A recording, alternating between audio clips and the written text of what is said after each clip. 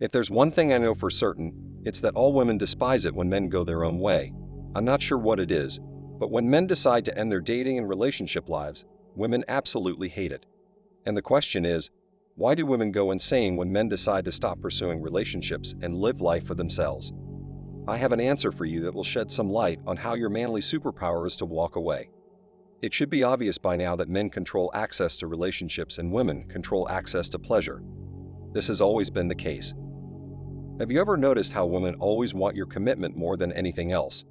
That's because women instinctively know that if you're in a committed relationship, they can get more out of you than in any other type of relationship.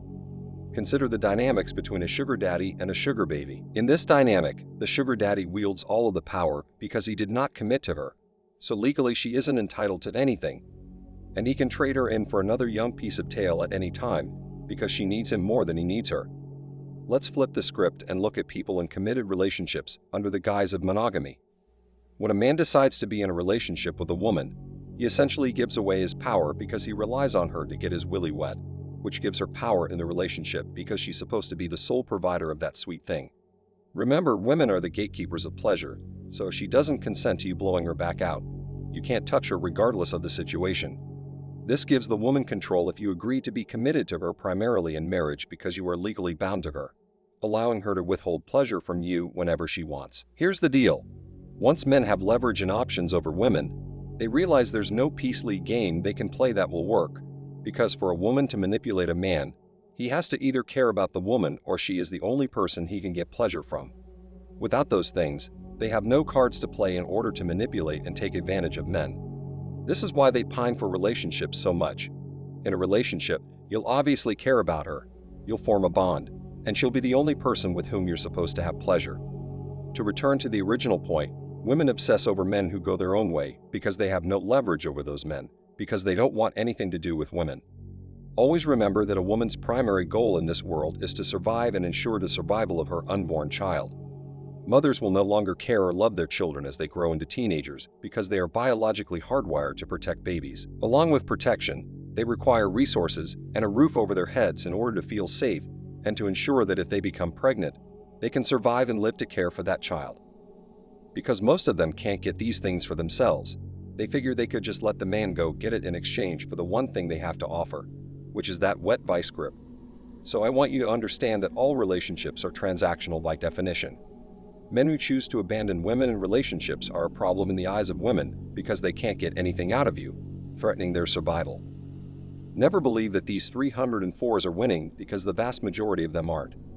Never forget that most women are terrible with money, and many lack the drive or ambition to chase the bag all the way to retirement age. Take a look, gentlemen. Peace leave is worthless to men who have truly gone their own way because these men aren't interested in slaying peace leave. They don't want any serious relationships, and the majority of these men don't care about women. To return to what I said earlier, if a woman cannot leverage pleasure or a relationship, she cannot control or extract anything from a man, and she is effectively at a disadvantage. That just 50% of the male population decided they were done with modern women and wanted to go their own way, it would be curtains for women. The systems put in place to extort men and transfer wealth to women in order to support and sustain them would collapse overnight. They would receive no guaranteed 50% of the man's assets, no alimony, no child support, no sugar daddies, no stepdummies, and no son husbands caring for them in their old age. According to the men's union, the benefits of X-axis have become clear because they are no longer expected to marry or settle down with one man unless they want to. Marriage has become a slave contract, giving the woman near unlimited power. If she chooses to end the union for whatever reason, accuse her beloved of whatever, she wins to extract even more resources, or falsely accuse someone for personal gain with the full support of a multi-billion-dollar court system. Only later in life, when they inevitably cause their own loneliness and financial ruin through poor decision-making, sleeping around, cheating, living luxurious lifestyles they can't afford, and generally becoming very hateful, do they realize the consequences. This is true, gentlemen, and it summarizes what I was saying earlier. But diving deeper into the theme of womanism, I can say unequivocally that women are their own worst enemies, and they are frequently the root cause of why they struggle later in life. Many men want to be with women, but when women destroy men in family court, they take away their resources and children, labeling them as predators who must be imprisoned or killed. Can you blame men for walking away from the X-axis in the system? I don't, And I want more men to go their own way and force these women to self-reflect and pick up the pieces of their lives on their own. That's my motto, because if they despise us so much, why would any rational man want to be around someone like that? Many men recognize that marriage has become null and void, that there aren't many benefits for them in relationships.